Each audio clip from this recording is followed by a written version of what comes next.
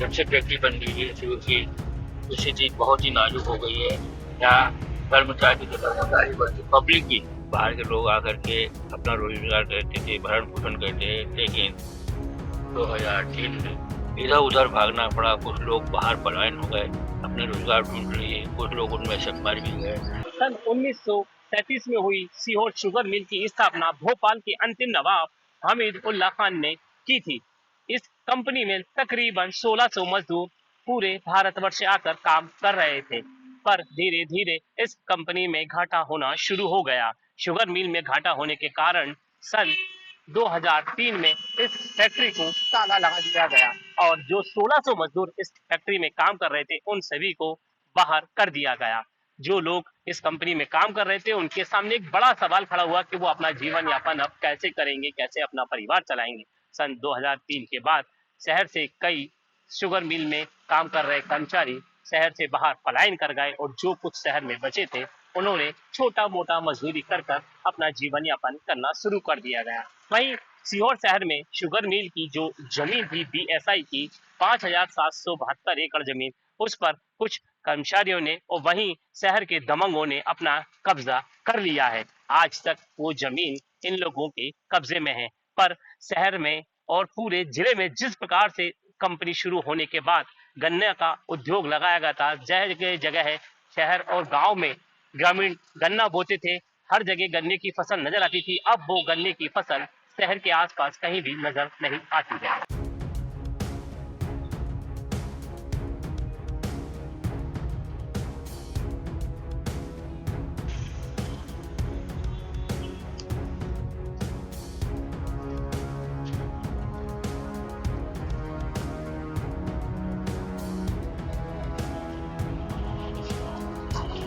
सन 1937 में भोपाल के अंतिम नवाब हमीद उल्लाह खान ने सीहोर में इस शुगर मिल की स्थापना की थी। इस कंपनी में धीरे धीरे देश भर से लोग आकर यहाँ पर काम कर रहे थे।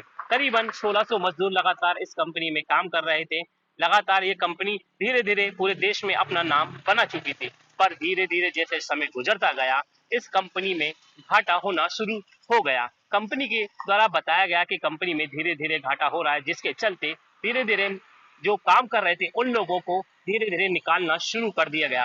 करीबन 66 वर्ष इस कंपनी ने अपने यहाँ पर पूरे किए और सन 2003 में इस कंपनी को ताला लगा दिया गया, जिसके चलते 1600 मजदूर जो इस कंपनी में काम कर रहे थे उनके सामने अपना जीवन यापन करने की एक बड़ी दिक्कत सामने आ गई।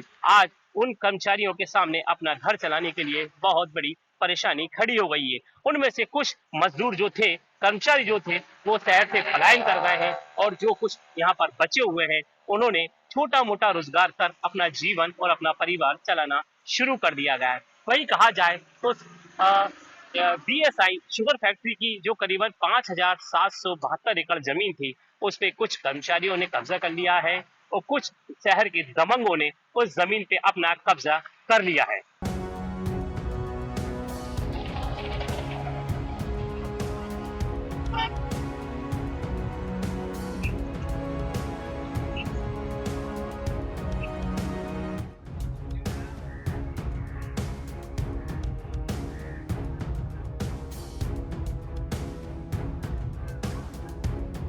2003 के बाद जो कर्मचारी इस कंपनी में शुगर मिल में बीएसआई में काम कर रहे थे उनके सामने एक बड़ा रोजगार का मुद्दा खड़ा हो गया कि आखिर वो अब शहर से कहाँ जाएंगे। काफी कर्मचारी सीहोर छोड़कर बाहर पलायन कर गए और जो कुछ कर्मचारी सीहोर में बचे थे उन्होंने अपने जीवन को चलाने के लिए छोटा मोटा रोजगार शुरू किया। उनमें से ही एक इस वक्त हमारे साथ मौजूद है। कैलाश जी, इनसे जानेंगे कि आखिर उस समय से लेकर आज तक किस प्रकार से इन्होंने अपने जीवन को चलाने के लिए एक छोटा सा रोजगार चालू किया और किस प्रकार से कंपनी से बाहर होने के बाद आज ये इस मुकाम पर है।